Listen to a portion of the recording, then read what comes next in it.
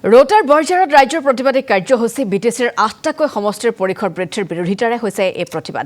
Pramod Bodo BJP গৌবেগ ধ্বনি দিছে প্ৰতিবাদকাৰীয়ে। পৰিষদীয় নিৰ্বাচনত ৭খনকৈ গাঁৱৰ ৰাইজ ভোটদানৰ পৰা বিৰত থকাৰো হুংকাৰ দিছে। গাঁওকেইখনৰ কোনোৱে ভোট দিলে সামাজিকভাৱে বৰ্জন কৰাৰ সিদ্ধান্ত গ্ৰহণ কৰিছে সেইসকল লোকক। বৰঝাৰৰ ৬খনকৈ গাঁও বিটিআৰ ২টা সমষ্টিত অন্তৰ্ভুক্তিৰ বিৰোধিতা কৰিছে। ওদালগুৰি তামোলপুৰ জিলাত নতুনকৈ অন্তৰ্ভুক্ত হৈছে ৮১খনকৈ গাঁও। ৮১খন গাঁৱৰ ভিতৰত আছে বৰঝাৰৰ ৬খনকৈ গাঁও। পূৰ্বৰ ৭৫ নম্বৰ বৰঝাৰ গাঁও পঞ্চায়ত দ্বিখণ্ডিত কৰাত ক্ষোভ প্ৰকাশ কৰিছে। পূৰ্বৰ ৭৫ নম্বৰ বৰঝাৰ গাঁও পঞ্চায়ত ঘূৰাই দিয়াৰো এদৰে দাবী কৰিছে ৰাইজে। বৰঝাৰ পঞ্চায়ত আমি দ্বিখণ্ডিত হ'বলৈ নিদিওঁ। মানে আমাৰ এই বৰঝাৰ পঞ্চায়তখন ঐতিহাসিক দৰং জিলাৰ ৭৫ নং বৰঝাৰ গাঁও পঞ্চায়ত। এই পঞ্চায়তখনত আমি জন্মৰ আগৰ পৰাই এই পঞ্চায়তখন এটা ঐতিহাসিক নাম বৰঝাৰৰ। গতিকে এই আজি প্ৰায় বিটিচি চুক্তিৰ পিছত বৰঝাৰ পঞ্চায়তৰ ৩খন গাঁও পাকৰিবাৰী, বিজুলীবাৰী আৰু ঝাৰগাঁও, এই ৩খন গাঁও বিটিচি অন্তৰ্ভুক্ত কৰিলে। ইয়াত বড়ো মানুহ আছে। তাতে আমি বৰঝাৰবাসী ৰাইজে কোনোদিন কোনো আপত্তি কৰা নাই। চৰকাৰৰ সিদ্ধান্ত আমি মানি লৈছোঁ। ইয়াৰ পিছত বৰঝাৰ পঞ্চায়তখন চলি থাকিল। এই কেইখন গাঁৱকেই খণ্ডিত কৰি আকৌ 10খন ৱাৰ্ড বনাই চলি আছিলে।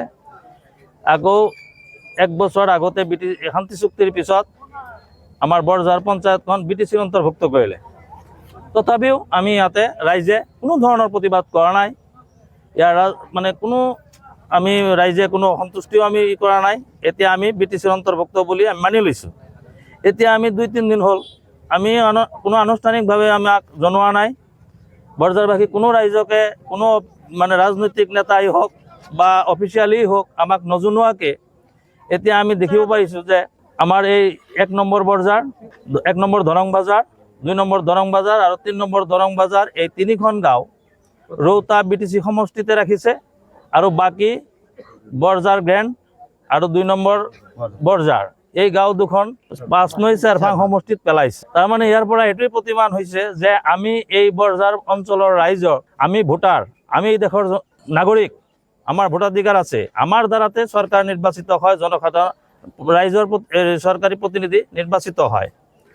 জনপ্ৰতিনিধি নিৰ্বাচিত হৈ আমাৰ কোনো কনচাৰ্ণ নোহোৱাকৈ, আমাৰ ৰাইজৰ কোনো ধৰণৰ জ্ঞাত নকৰাকৈ তেওঁলোকে আমাক যেনে সিজোৱা আলুৰ দৰে যাৰ লগত খুচি তাৰ লগতেই বিক্ৰী কৰি দিয়ে। ইয়াৰ আমাৰ কোনো মান মৰ্যাদাই নাই, আমাৰ কোনো যেনে অভিমানেই নাই।